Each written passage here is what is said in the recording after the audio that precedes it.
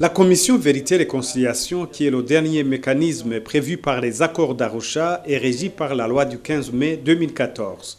La phase préparatoire a été riche en activités. La secrétaire générale de la CVR a, dans sa présentation, fait savoir que la commission a entre autres formé les commissaires pour une compréhension commune de sa mission et de ses stratégies. Elle a fait également un plaidoyer pour l'adoption d'une loi portant protection des victimes et des témoins. Quelques membres de la CVR ont effectué des voyages d'expérience en Afrique du Sud et au Togo. Depuis le démarrage de sa phase opérationnelle au mois de mars dernier, la commission Vérité et Réconciliation est très attendue sur terrain par la population. Son président, Monseigneur Jean-Louis Nahimana, l'a souligné lors de ce séminaire d'information. La commission, a-t-il dit, est prête à entamer la phase des dépositions, mais elle se heurte à 3 défis majeurs. D'abord, le déploiement sur terrain suppose que la mise en place préalable d'un mécanisme de protection des victimes, des témoins, des auteurs ou des autres personnes à risque soit mise en place. Et celui-ci ne serait pas réalisable avant la promulgation de la loi y relative. Ensuite, la commission Vérité et Réconciliation, composée seulement de 11 membres, ne pourrait pas parcourir tout le pays dans les limites temporelles assignées à son mandat, vu justement le petit nombre.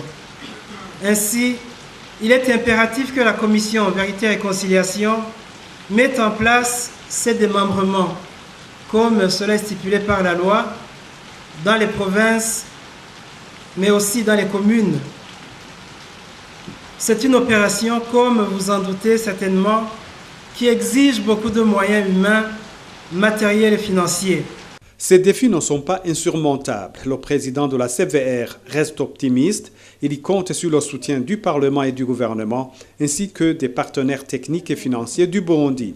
Le président de l'Assemblée nationale, l'honorable Pascal Nyabenda, qui a lancé ces travaux, a promis que le Parlement et le gouvernement ne ménageront aucun effort pour relever ces défis.